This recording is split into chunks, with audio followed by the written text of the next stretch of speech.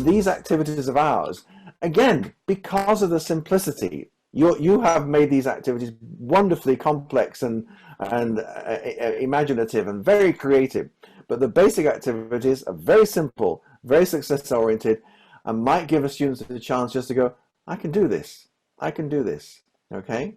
Mm-hmm. And that's the key. And you as a teacher, Catherine, are clearly a very inspiring person, and you say lovely things to your students all the time. They must walk out of the class feeling, as we say, 10 feet tall. That I started using your activities in another way, or just absolutely differently, but still it's fine. I hope you don't mind, because really it's so inspiring for the students and very, very productive for different skills, learning grammar, working out speaking skills and others. Thank you. Well, the first thing to tell you, ladies and gentlemen, is that the book is no longer available. It's out of print. But if you stay to the end of the course, we will send you a printout of 10 of the activities, possibly some more. Mm-hmm. But Catherine said something very interesting there, which was, she said, I hope you don't mind that I adapted. And it's such an interesting response to that, because she has adapted them. As you will see later, what she's done with the activities is quite extraordinary and very different from the original. But this is really basic, because when I do this presentation in front of real people, the teachers often say, are we allowed to do this, or can I adapt? Of course, of course. But look at the goat. The goat is asleep. Why is the goat asleep? Because the goat was up all night on social media. Now, that's not your fault as a teacher, but it is your problem. Okay, a lot of things happen in class which is not your fault, but it becomes your problem. The sheep at the back with his hand in the air always asks questions all the time, inappropriate questions at the wrong time. Only adjectives, but different parts of speech, and it might become even a short story. So let's watch. Tom, you're very fantastic girl. You are friendly. You love flying very much. You love your family very much. Mm-hmm. Excellent. So, I'm so happy. That's really nice. You're praising them.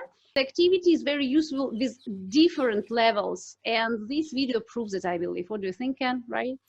I hope you agree. Absolutely, it's wonderful. I wanted to show you another level student, high level student, and how they do that. Jay, and they came out and she put them in fantastic context. That was a brilliant example, and a wonderful example of a simple activity used by a student of a more sophisticated level. She's a first certificate student, right? Ask them to modify ABC activity using as. It happened right into the lesson. It was the total improvisation. They did not prepare. And one more comment. These guys saw each other the first time in their lives. They are from 3 different cities of Russia. They don't know each other. They don't know each other. And wow. It was just the perfect way to recognize warming up activity in the beginning, and this works just like a charm. A few seconds for you to enjoy. Igor, you're not as dangerous as me. You're awesome as Arseny. That's a fascinating idea. Again, it's what